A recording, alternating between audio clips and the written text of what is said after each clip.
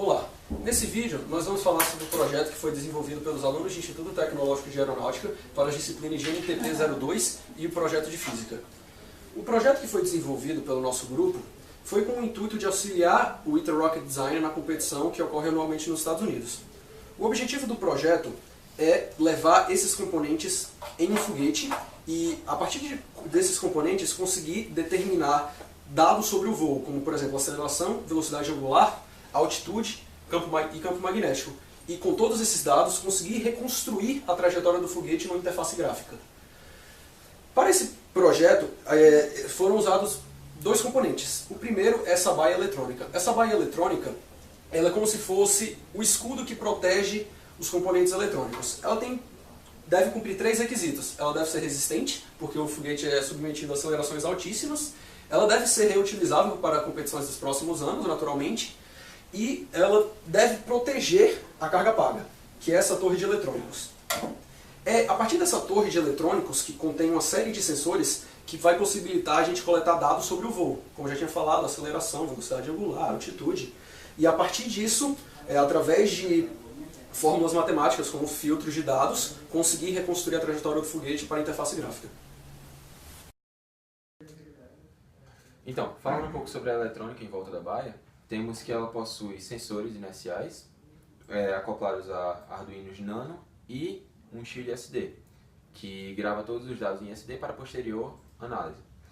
Sobre a unidade inercial que usamos, é o GY80, ele possui 10 graus de liberdade, 3 no magnetômetro, 3 no acelerômetro, 3 no girômetro e um sensor de pressão.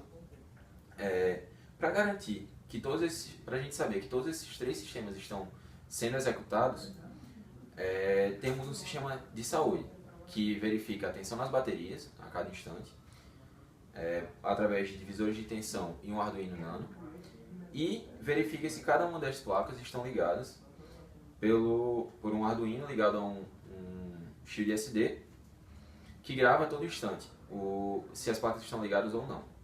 Além disso, temos aqui embaixo vários LEDs que, pela estrutura da baia e por fora do foguete, podemos ver quais estão acesos, indicando quais placas estão ligadas durante o voo. A reconstrução da trajetória do foguete não é nada mais que a determinação de sua posição e orientação no espaço com o tempo. E para isso, nós utilizamos no nosso projeto sensores inerciais como acelerômetro e girômetro e sensor de posição como GPS.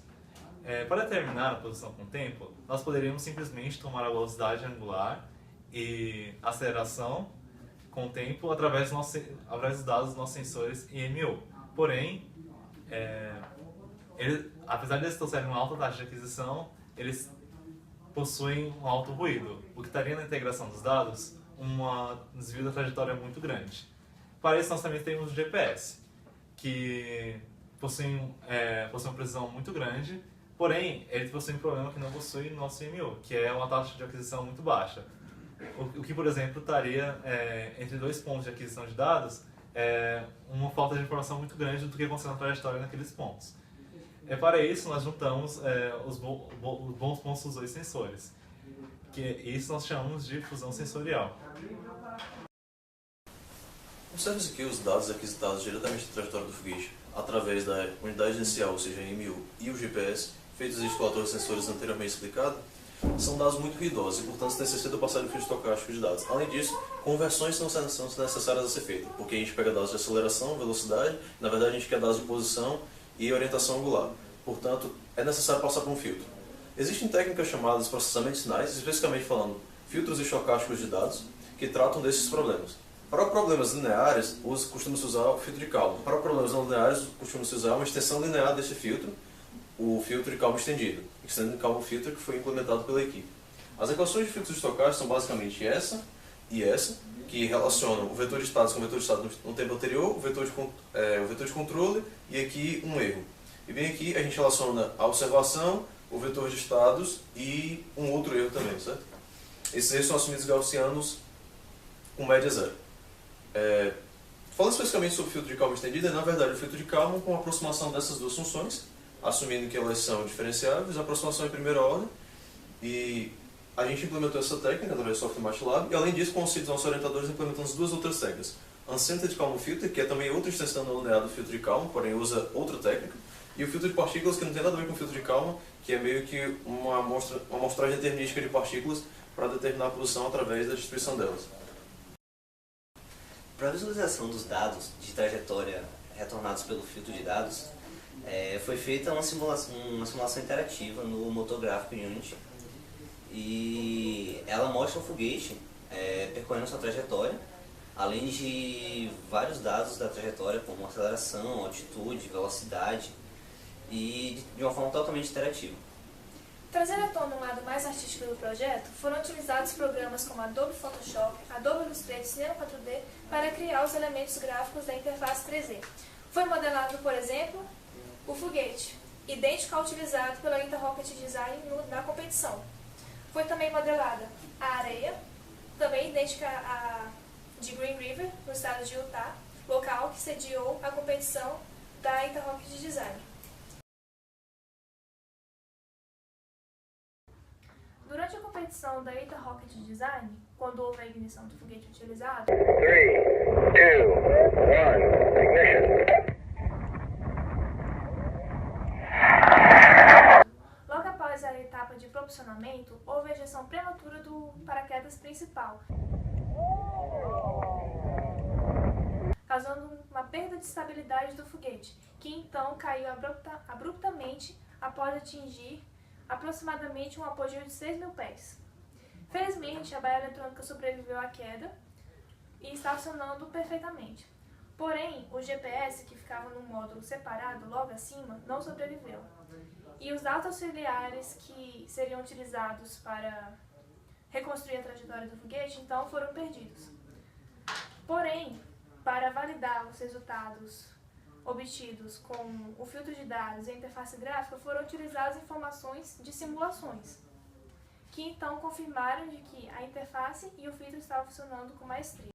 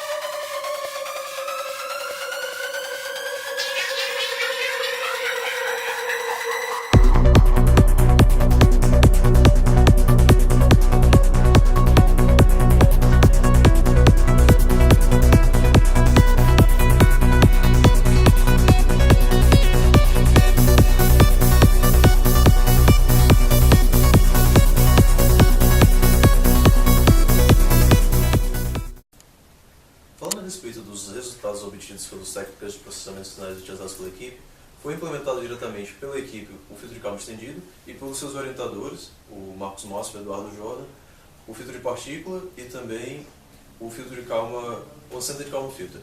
Notou-se que o filtro de calma estendido é, sem dúvida nenhuma, o melhor para esse problema.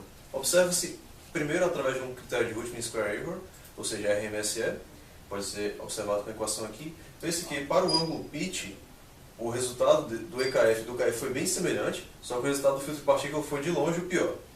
Para a posição, observe que, novamente, o resultado do EKF e do KF também foi bem semelhante, o filtro de partículas o pior, e para a velocidade, novamente, a mesma coisa. Então, baseado nisso, vê-se que o erro do filtro de partículas é bem maior do que o erro do UKF e do erro do KF, que são bem semelhantes. Então, a gente já poderia excluir o filtro de partículas da jogada, sobraria só o KF e o KF. Comparando o tempo de execução, viu-se que o EKF demora cerca de 1/90 do tempo do UKF e 1/180 do tempo do filtro de partículas. Então, definitivamente, o EKF é a técnica apropriada para esse problema. Por fim, é misto salientar que esse nosso projeto gerou ainda 2 artigos que foram publicados em congressos científicos de grande respeito, o CBA e o ICIT. Os dois têm o tema de comparação das técnicas estocásticas desenvolvidas, ou seja, o filtro de calma estendido, o Uncentered, e o filtro de partícula para o nosso modelo de foguete, utilizando a função sensorial já falada, que se trata do GPS e da unidade inicial.